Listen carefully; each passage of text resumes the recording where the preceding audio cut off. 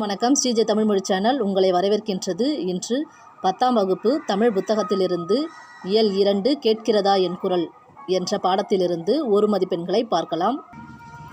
உலகம் என்பது ஐம்பூதங்களால் ஆனது என்கிறவர் தொல்காப்பியர்.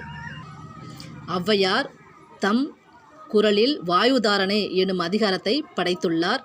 அதில் வாய்வு வழக்கம் அறிந்து செறிந்தடங்கில் ஆயுள் பெருக்கம் உண்டாம் என்றவர் ஔவையார். கிழக்கு என்பதற்கு குணக்கு என்னும் பெயருண்டு.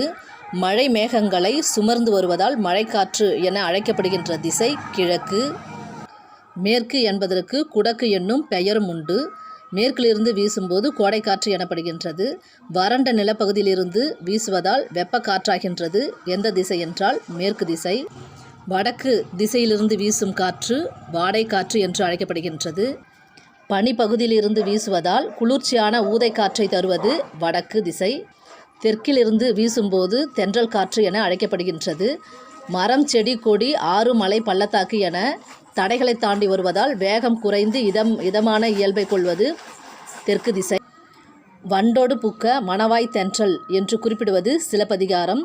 பல பட்டடை சொக்கநாத புலவர் எழுதியது பத்மநாதகிரிநாதர் தென்றல் விடுத்தூது. நளியிரு முன்னீர் நாவாய் ஓட்டி வழித்தொழில் ஆண்ட உறவோன் மருக களியியல் யானை கரிகால் வளவ என்று குறிப்பிடும் நூல் புறநானூறு.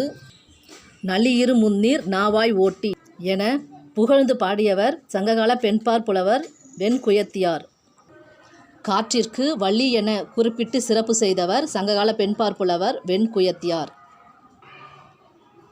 பருவ காற்றின் பயனை உலகிற்கு உணர்த்தியவர் கிரேக்க அறிஞர் இப்பாலஸ்.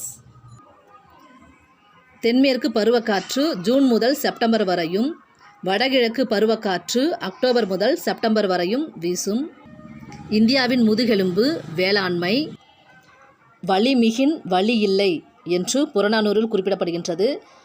புறநானூற்றை கூறியவர் ஐயூர் முடவனார். கடுங்காற்று மணலை கொண்டு வந்து சேர்க்கிறது என்று கூறியவர் மதுரை இளநாகனார். உலக காற்றாலை மின் உற்பத்தியில் இந்தியா 5ஆம் இடம் பெற்றுள்ளது. இந்தியாவில் தமிழகம் முதலிடம் வகிக்கிறது. அதாவது உலக காற்றாலை மின் உற்பத்தியில் டேஷ் 5ஆம் இடம் பெற்றுள்ளது என்றால் இந்தியாவில் தமிழகம் எந்த இடத்தில் வகிக்கின்றது என்றால் முதலிடம். உலகிலேயே அதிக அளவு மாசுபடுத்தும் நாடுகளில் 2ஆம் இடம் இந்தியாவுக்கு உண்டு. குளிர்பதன பெட்டியிலிருந்து வெளிவரும் நச்சுக்காற்று குளோரோஃப்ளோரோ கார்பன். ஒவ்வொரு ஆண்டும் ஜூன் 15ஆம் நாள் உலக காற்று நாளாக கொண்டாடி வருகின்றனர்.